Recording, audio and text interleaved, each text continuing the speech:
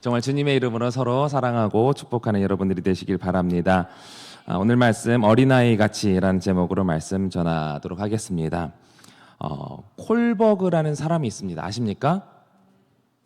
아시나요? 네. 저는 잘 모릅니다. 그런데 이제 콜버그의 도덕성 발달 단계라는 것이 있는데, 이 사람의 도덕성을 6단계로 나누고 그 도덕성이 이제 발전해 간다라는 것을 이론적으로 이제 체계화시킨 것인데요. 1단계로 이 도덕성이 어떻게 발전해 가느냐? 첫 번째로 처벌 회피를 위해서 이 도덕성이 이제 발휘가 된다는 것입니다. 예를 들면 너 뭐뭐 안 하면 혼난다. 맞는다 이거죠. 혼나거나 꾸중을 듣지 않기 위해서 이제 착한 일을 한다라는 거예요. 이 매우 낮은 단계의 이제 도덕성이라는 것이죠. 흔히 이제 동물 조련할 때 이제 쓰는 법인데, 2단계로는 이제 보상을 받기 위해 한다. 그래서 너가 뭐뭐를 한다면 내가 무엇을 줄게. 너 말 잘 들으면 아이한테 이제 뭐 사탕을 줄게. 근데 이제 이거는 이제 외적 보상이므로 이제 부작용이 있습니다. 그래서 아이가 내가 쓰레기 주면 뭘 줄 거예요? 사탕 줄 거예요? 안 주면 안 해요. 이런 이제 역시 이제 낮은 단계의 동물 조련법 역시 해당이 된다는 것인데, 여러분 이제 개 훈련 프로그램 이제 TV에서 많이 하잖아요. 그러면 어떻게 합니까? 개 훈련할 때 앉아. 그래서 앉으면 옳지 하면서 개 먹이 줍니다. 이런 것과 같은 거죠. 3단계로는 이제 타인으로부터 비난을 면하기 위해서 이제 흔히 착한 아이, 부모님, 선생님께 잘 보이려고 착한 일을 한다는 것인데, 이건 이제 중간 단계의 이제 도덕성이고 아이 수준에서 조금 이제 높은 도덕성이라고 할 수가 있습니다. 근데 이 역시 아이가 이제 수동적이 될 수 있고 또 자신의 욕구를 하고 싶은데 하지 못하게 이제 내가 착한 아이가 돼야 돼 이런 것이기 때문에 자신의 욕구를 좀 억압할 수 있는 단계입니다. 네 번째로는 법과 질서 유지를 위해서 학급에 어떤 규칙이 있다라고 하면 그걸 내가 지켜야 돼. 이 법을 또 질서를 지켜야 돼라는 차원에서 좀 높은 도덕성이기도 합니다. 그래서 규칙을 잘 따르기 때문에 민주 시민으로서의 이제 자질이 높은 거죠. 사회에서 원하는 도덕성이 이 정도 됩니다. 5단계로는 이제 사회 계약 정신과 공공을 위해. 그러니까 흔히 타인을 좀 생각할 수 있는 겁니다. 남을 생각하는 배려, 매우 높은 도덕성으로서 타인을 존중해주고 상대방의 마음을 헤아릴 수 있는, 그러니까 조건 없이 이제 상대방을 도와주게 되는 것이죠. 6단계로는 양심과 보편적 원리를 위해, 그러니까 양심에 따라서 행한다는 거예요. 그러니까 흔히 법 없이도 살 사람, 그런 사람이 최고의 경제의 도덕성을 가지고 있는 것이죠. 사람의 도덕성은 이렇게 순간순간마다 1단계에서부터 6단계까지 이제 계속 변해 간다고 합니다. 그래서 사회에서는 3단계 이상, 4단계 이상의 도덕성을 원하고, 또 선진국일수록 이런 자발적인 것이 이제 높다고 합니다. 여러분의 도덕성은 평균적으로 봤을 때 어느 정도 해당되는 것 같습니까? 혹시 2단계 있으신가요? 앉아. 그러니까 흔히 우리 이제 그리스도인이라고 한다면 그래도 이제 한 5단계 정도는 돼야 되지 않을까. 가만히 있어도 이 사람이 어떤 마음을 가질 것이고, 또 이 사람이, 상대방이, 우리 세론이 이런 상황에서 이런 어려움을 갖고 있을 테니까 내가 기도해 줘야지. 배려할 수 있는. 그럼 그 정도는 돼야 되지 않을까 생각이 됩니다. EBS 다큐 프라임이라는 이제 프로그램인데, 거기서 이제 아이의 사생활 시리즈에서 도덕성을 주제로 이 방영을 한 적이 있습니다. 이 프로그램에서도 역시 이 콜버그의 도덕성 6단계를 언급하면서 아이의 도덕성이 이제 발달하는 것을 말하고 있는데, 한번 이렇게 시간이 되시면 찾아서 보시면 좋을 것 같습니다. 그런데 이제 여기서 얘기하고 싶은 것이, 보통 착하면 손해를 본다라는 얘기를 많이 하지 않습니까? 그런데 여기서는 실험을 통해서 이런 도덕성이 높은 아이일수록, 그러니까 흔히 착하면 착할수록 결국에는 사회에서 경쟁력이 높은 아이가 된다라는 것을 보여줍니다. 여러분의 도덕성에 점수를 준다면 여러분은 몇 점이 될 것 같습니까? 100점 만점에서 몇 점 정도 되실 것 같습니까? 이것이 그냥 단순히 교회 다닌다 해서 그 도덕성이 높다라고 말할 수는 없을 것 같습니다. 뭐 교회 여러분들이 이제 전도하시다 보면요, 교회 나갔다가 안 나오시는 분이 왜 그렇습니까? 보통 교회에서 상처받고. 왜 상처받아요? 뭐 사기꾼, 뭐 이렇게 뭐 돈 빌려줬는데 못 받았다든지, 뭐 거짓말했다든지, 이거는 뭐 직분이랑 상관없어요. 목사한테 상처받은 사람도 있고, 뭐 장로한테, 권사한테, 뭐 기본이죠. 그러니까 이거는 뭐 교회 다닌다고 해서 도덕성이 높다, 우리가 추구해야 될 부분이지만 그럴 수 없다라는 것을 우리는 알 수가 있습니다. 여러분들은 교회에 왜 나오고 계십니까? 또 여러분들이 생각하는 천국은 이 도덕성과 어떤 연관성이 있을지, 또 하나님 앞에서 우리의 도덕성이 어떤 영향력을 끼칠지, 그리고 하나님께서는 만약에 우리의 어떤 도덕성의 기준을 정하신다면 어느 정도의 기준에 만족하실지, 오늘 우리가 읽은 본문을 통해서 이것을 한번 생각해 봤으면 좋겠습니다. 전체적으로 이제 18장 전체를 좀 이렇게 보려고 하는데 16절, 17절 오늘 본문을 다시 한번 읽어보도록 하겠습니다. 시작. 예수께서 그 어린아이들을 불러 가까이 하시고 이르시되 어린아이들이 내게 오는 것을 용납하고 금하지 말라. 하나님의 나라가 이런 자의 것이니라. 내가 진실로 너희에게 이르노니 누구든지 하나님의 나라를 어린아이와 같이 받아들이지 않는 자는 결단코 거기 들어가지 못하리라 시니라. 아멘. 하나님의 나라가 어떠한 자의 것이라고요? 어린아이와 같은 자의 것이다. 어린아이와 같이 받아들이지 않는 결단코 거기 들어갈 수 없다라고 말씀을 하고 있습니다. 그렇다면 우리 많이 들어보셨을 거예요. 어린아이와 같아야 한다는 것이 무엇일까요? 아까 공상은 전도사님이 재미있게 이제 또 어린이 율동 유년부에 하셨던 것 같은데, 그렇게 어린아이와 같은 마음으로 율동을 하는 것이 어린아이와 같은 걸까요? 그럴까요? 아니면 아까 도덕성의 발달 단계에 따르면 어린아이의 경우 뭐 철법을 받지 않기 위해서 또는 보상을 받기 위해서 도덕적인 일을 한다고 하는데 그것을 말하는 걸까요? 아니면 반대로 도덕성이 높은 사람이 하나님께서 원하는 천국에 합당한 자일까요? 오늘 읽었던 본문의 앞에 18장 14절은 이렇게 말씀하고 있습니다. 14절 말씀 같이 읽어보겠습니다. 시작. 내가 너희에게 이르노니 이에 저 바리새인이 아니고 이 사람이 의롭다 하심을 받고 그의 집으로 내려갔느니라. 무릇 자기를 높이는 자는 낮아지고 자기를 낮추는 자는 높아지리라. 아멘. 예수님께서 말씀하시기를 이 사람이 의롭다 하심을 받았다 하고 하는데, 의롭다라는 것은 천국에 합당한 자를 의미합니다. 그런데 그 사람이 어떤 사람이냐? 이 본문에서 나오는 비교 대상이 있는데 바리새인하고 또 죄인 취급받는 세리입니다. 그런데 이 의롭다함을 받는 사람이 바로 당시에 죄인 취급을 받았던 세리라는 거예요. 그 사람이 의롭다, 천국에 합당하다라고 예수님께서 말씀하시는데 14절 이어서 바로 오늘 우리가 읽었던 말씀이 나오는 것을 보면 어린아이와 같은 자가 천국을 소유할 수 있다, 이것을 말씀하고 있는 것을 보면 자기를 높이는 자가 아니라 낮추는 자가 바로 예수님께서 의도하시는 어린아이의 모습이다라는 것을 본문 문맥상 말씀하고 있는 것을 우리는 알 수가 있습니다. 여러분은 자기를 낮추는 어린아이와 같이 천국을 바라보면서 그 천국을 소유하고 계십니까? 네, 앞에 제가 뭐 수식어가 많았는데 그냥 쉽게 얘기하면 여러분 천국을 소유하고 계십니까? 예. 그런데 이 수식어를 다루니까 조금 망설여지는 것 같은데, 자기를 낮추는 어린아이와 같이 천국을 소유하고 계십니까?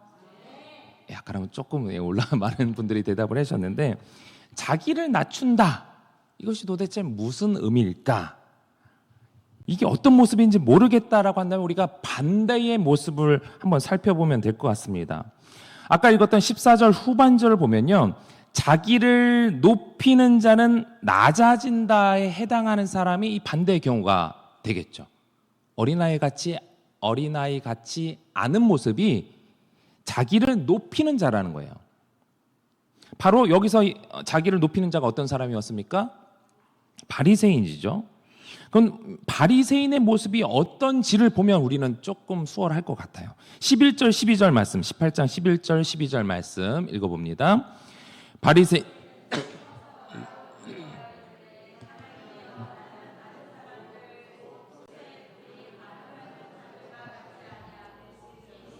나도 같지 아니함을 감사하나이다. 나는 일해에 2번씩 금식하고 또 소득의 11조를 드리나이다 하고. 자, 이 바리새인의 모습이 어떻습니까? 경건하죠. 나는 토색, 불의, 간음을 하지 않는다라는 거죠.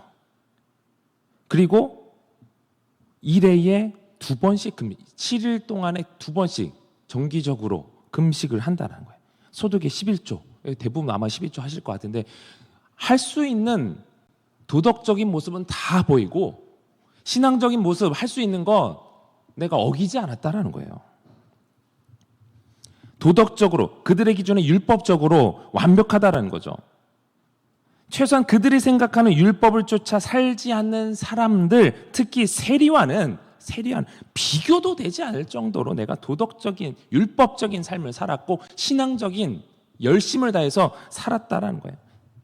그런데 여기서 중요한 것은 상대적으로 저 죄인과 같은 세리와는 비교가 되지 않을 정도로 내가 이런 삶을 살았다라는 것입니다.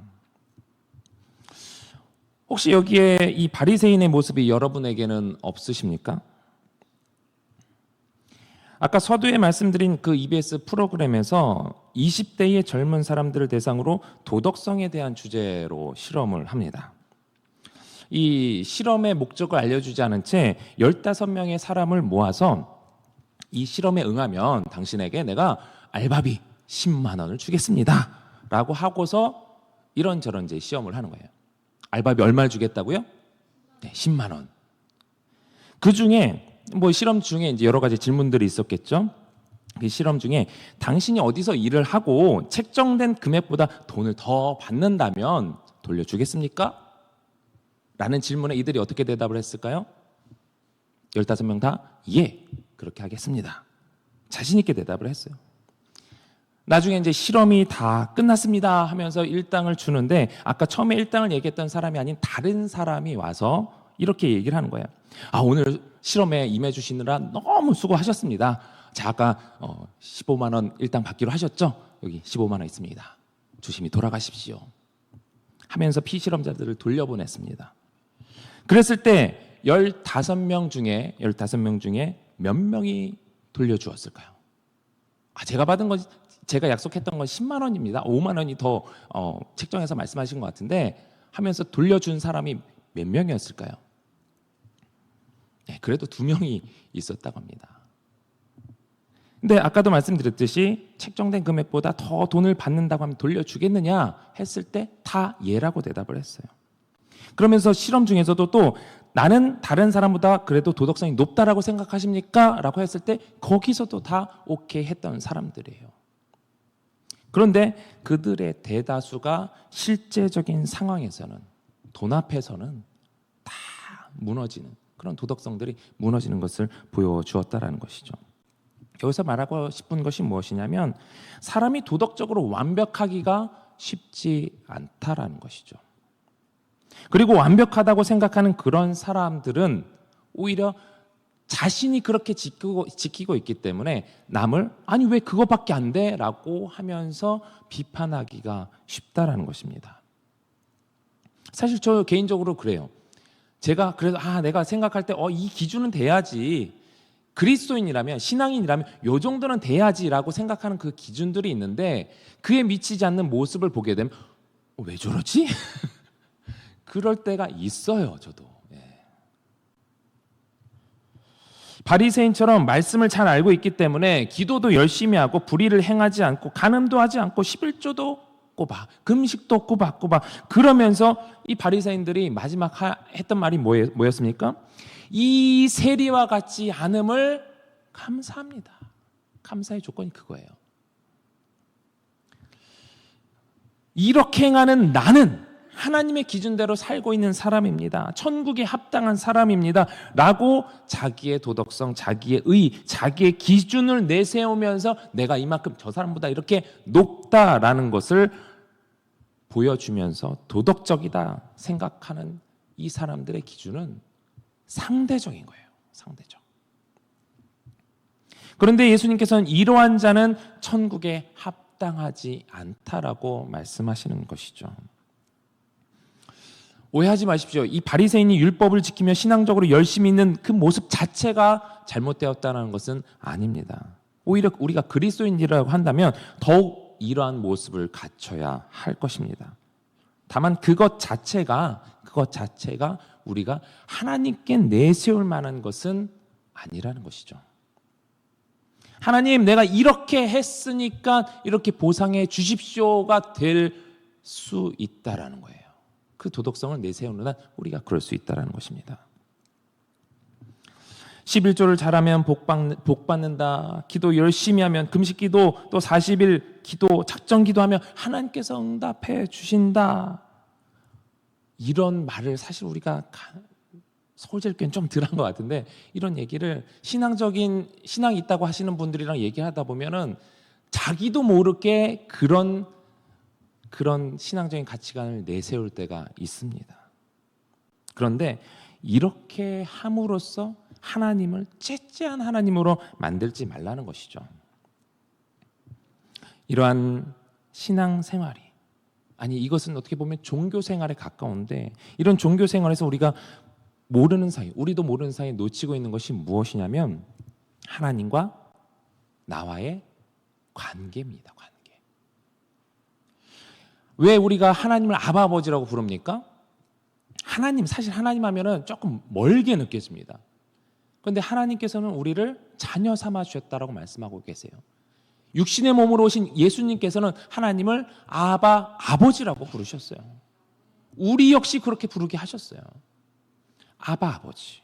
그것은 아버지 하면 우리는 아들이고 딸이고 그 관계 속에 있다라는 것을 말씀하고 계시는 것이죠. 예수님의 십자가 사건이 나와 별개의 사건으로 느껴지는 이유가 무엇이냐면은 하나님과 나의 관계가 폐쇄되어 있기 때문에 그렇습니다. 그러다 보니까 우리는 천국에 관해서, 구원에 관해서 어떤 자격을 놓고 따지게 될 때가 많은 것이죠. 이런 하나님과의 관계를 배제시켜 놓고 사후 세계에 대한 두려움과 천국에 대한 심리를 이용하는 것이 바로 이단이에요. 사이비죠. 그래서 사이비 이단이 써먹는 것이 무엇입니까? 천국에 들어갈 수 있는 사람은 한정적이다라는 전제를 깔아놓고 서로 경쟁하게 해서 교주 및 그 단체를 위해서 희생하게 만들고, 그래야만 이 천국을 쟁취할 수 있다라고 말하는 것 아닙니까? 우리가 천국을, 하나님 나라를 소유하고 하나님 나라를 적극적으로 하나님 나라를 확장시켜야 되는 것은 맞습니다. 그러나 그것은 이미 우리 모두에게 예비하신 천국을 믿음으로 고백하고 받아들인 자들에게 허락하신 그 하나님의 은혜 가운데 이루어지는 거예요. 너희가 무엇을 해야 천국을 소유할 수 있다, 이것이 아니라 이미 우리 모두에게 하나님께서 예비하신 그 천국, 그것을 믿음으로 받아들이게끔 하신, 그것을 허락하신 하나님의 은혜가 아니면 우리가 아무리 도덕적으로 뭘 한다고 해도, 믿음으로 고백한다 할지라도 하나님의 그 먼저 베풀어 주신 은혜가 아니면 아무 소용없는 것이에요. 어떤 기준을 세워놓고 차별을 해서 누구는 주고 누구는 기준에 달할 때까지 보류하는 그런 하나님이 아니라는 것을 예수님께서는 계속해서 말씀하고 계십니다. 그래서 천국을 뭐라고 말씀하고 있습니까? 사형리 보면 천국은 선물입니다. 선물이라는 거예요. 값없이 받는다는 것이죠. 현대사회에서 공짜 선물이다라고 한다면 나에게 이 선물을 준 그 사람 무슨 의도가 있을 거야 라고 하면서 의심하기가 쉽습니다.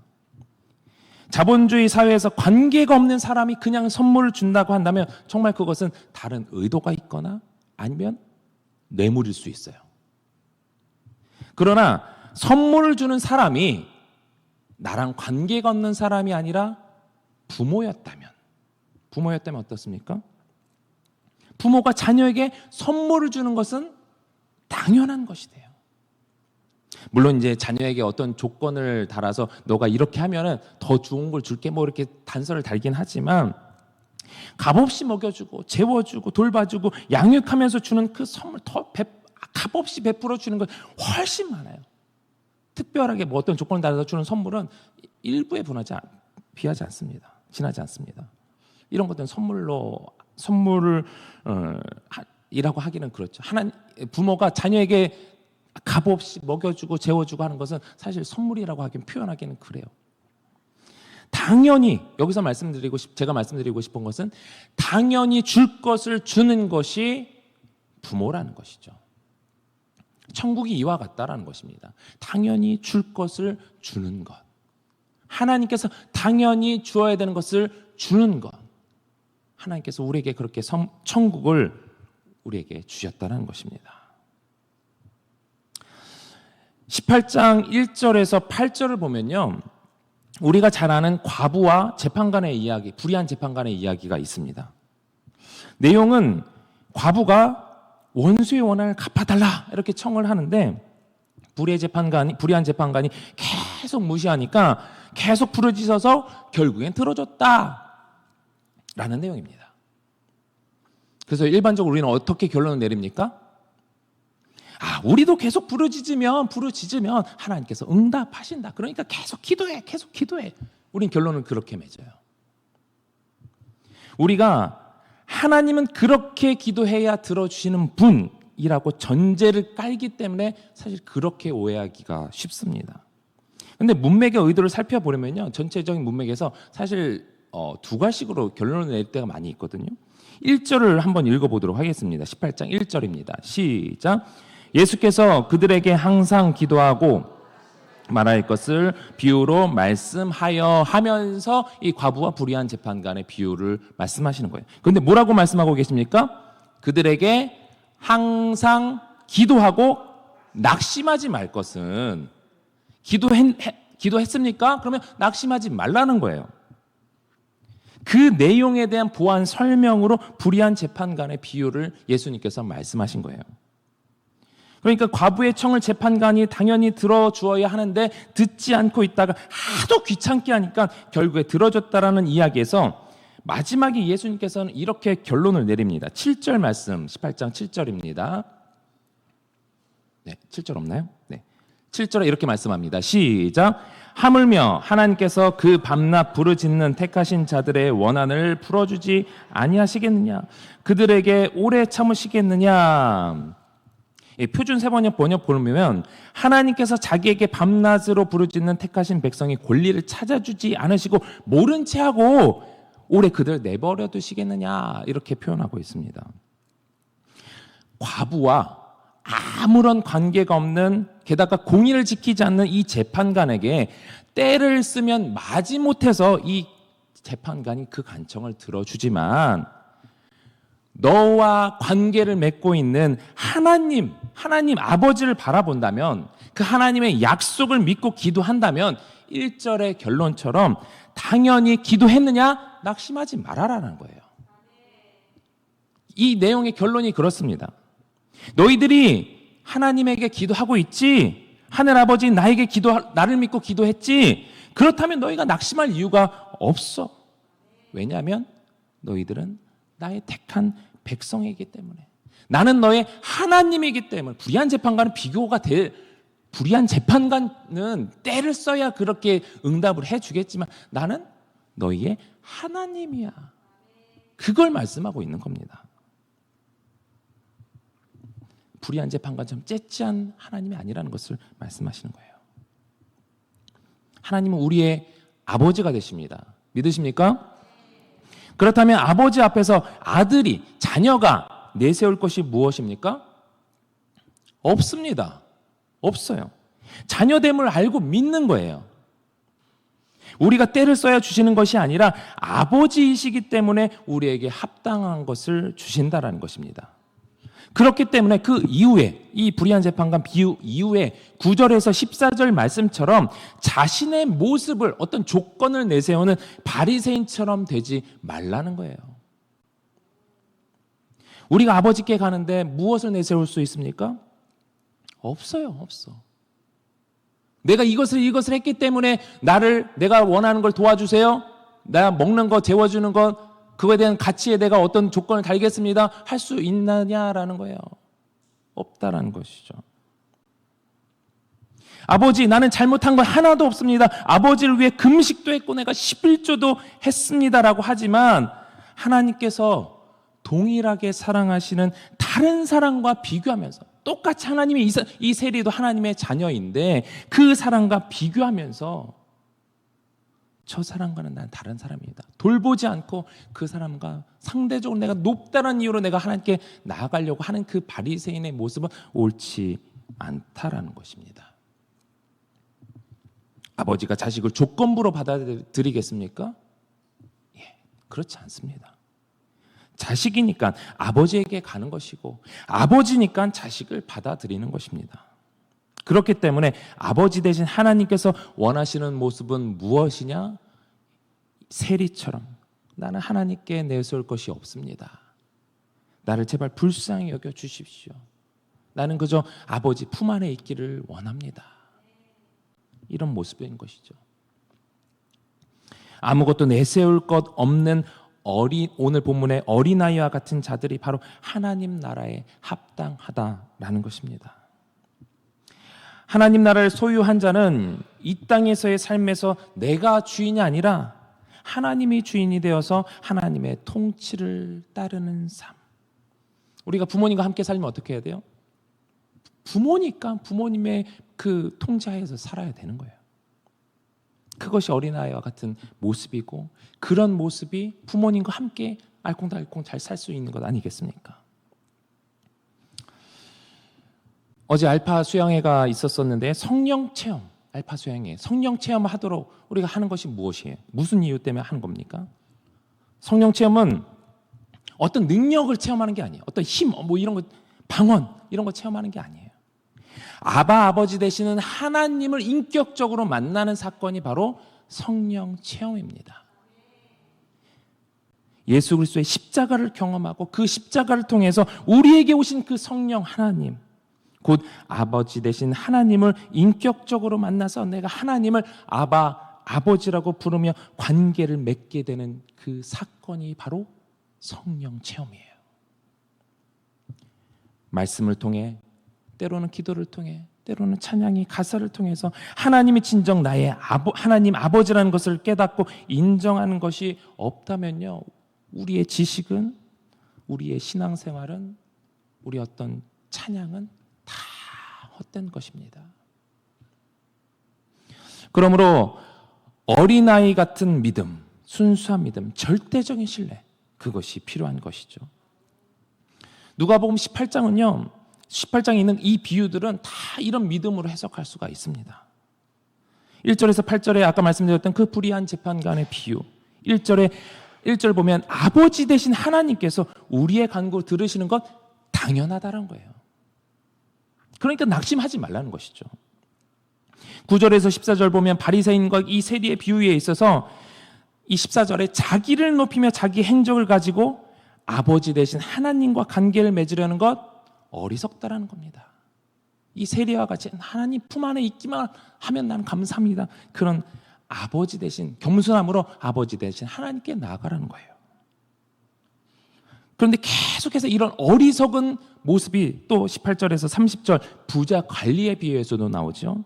18절을 보면 부자 관리가 내가 무엇을 해야 영생을 얻을 수 있겠습니까? 그런 자격 가지고 나가지 말라는 거예요. 그래서 예수님께서는 이렇게 27절에 이렇게 대답을 하죠. 결국 내가 할 수 있는 건 아무것도 없어. 네가 어떻게 살았느냐? 율법 다 지켰다 이런 얘기를 하는데 그리고 나서 예수님께서 나를 따르라 했을 때에 그렇게 할 수 없다. 결국 네가 할 수 있는 건 아무것도 없다. 오로지 사람이 할 수 없는 것을 하나님께서, 아버지 되신 하나님께서 다 하신다. 아버지 되신 하나님을 인정해라. 그것을 18장에서는 계속해서 말씀을 하고 있습니다. 예배는요, 내 욕구를 채우는 시간이 아닙니다. 내 지적인 욕구를 채우는 시간이 아닙니다. 여러분이 가지고 있는 성경의 지식이 당시의 문화를 이해함으로써 말씀을 더 풍성히 이해하고 묵상하면서 내 삶에 반영이 되도록 한다라고 한다면 더할 나위 없이 좋습니다. 필요합니다. 그러나 그것이 아니라 그 지식으로 상대방을 비판하고 깎아내리는데 사용한다면은 그 지식은 어떻게 보면 쓰레기일 수 있습니다. 찬양도 기도도 마찬가지입니다. 내 욕구를 채우는 도구가 아니에요. 내가 하고 싶은 것을 채우는 시간이 아니라 내가 절대로 할 수 없는 것을 인정하고 내 중심에 아버지 되신 그 하나님으로 채우고 그 하나님께 영광 돌리는 시간이 바로 이 예배 시간이에요. 기도 시간입니다. 찬양하는 시간이에요. 십자가 앞에 나아가 주님으로 채워지는 시간, 나를 인도하시고 나를 이끌어주시는 그 하나님, 그분으로 채워지는 시간, 우리의 모든 순간의 삶 속에서 아버지 되시는 주님을 만나시고 그 주님과 동행하시는 여러분들이 되시길 바랍니다.